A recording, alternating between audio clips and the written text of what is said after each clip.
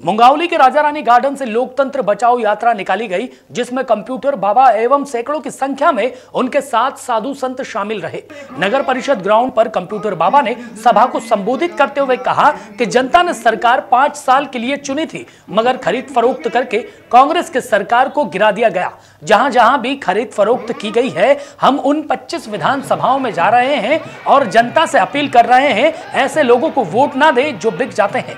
जहां जहां उपचुनाव हो रहे हैं, जिनने कांग्रेस से गद्दारी की है, उनको वोट ना दे।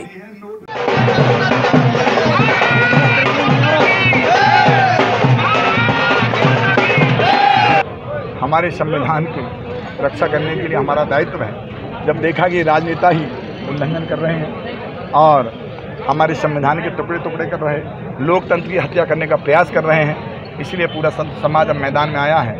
और जहाँ जहाँ 25 उपचुनाव हो रहे हैं, 28 हो रहे हैं, पर 25 जहाँ जहाँ गद्दारी की है, जिन्होंने खरीद फरोख्त करके और त्याग पत्र देकर के सरकार बनाई है, वहाँ वहाँ जाकर भी जनता से अनुरोध कर रहे हैं कि जनता जनार्दन, इन गद्दारों को वोट नहीं देना। आपने इन्हें 5 साल के लिए भेजा था, हमें नहीं बोलना चाहिए, सब कुछ क्या हम ही लोग को बोलना चाहिए।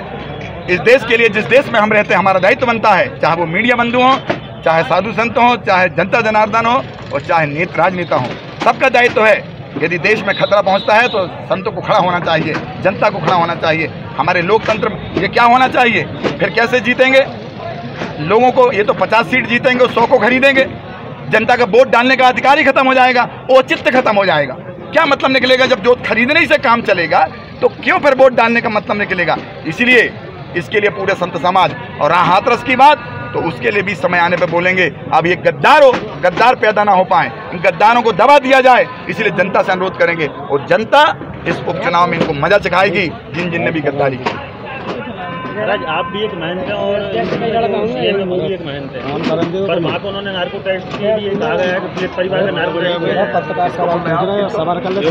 टेस्ट। देखिए, यदि योगी आदित्यनाथ धर्म से राजनीति करते तो ये हाल ही नहीं होता। बड़ी शर्म की बात है, आपके माध्यम से योगीनाथ को बोलना चाहता हूँ कि क्यों हमारे संत समाज को बदनाम कर रहे हो, इस वेशभूषा को बदनाम कर रहे हो। आप मुख्यमंत्री हो, इस भेष को कम से कम बचाओ। आप इस भेष को लेकर के एक लड़की के साथ क्या बहाल हो रहे हैं।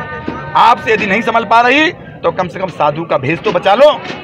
आप ऐसा काम मत करवाइए, नहीं तो कुर्सी छोड़ दीजिए। आपके माध्यम से माननीय मुख्यमंत्री योगी राज को बोलना चाहता हूं कि आप जो कर रहे हैं गलत कर रहे हैं।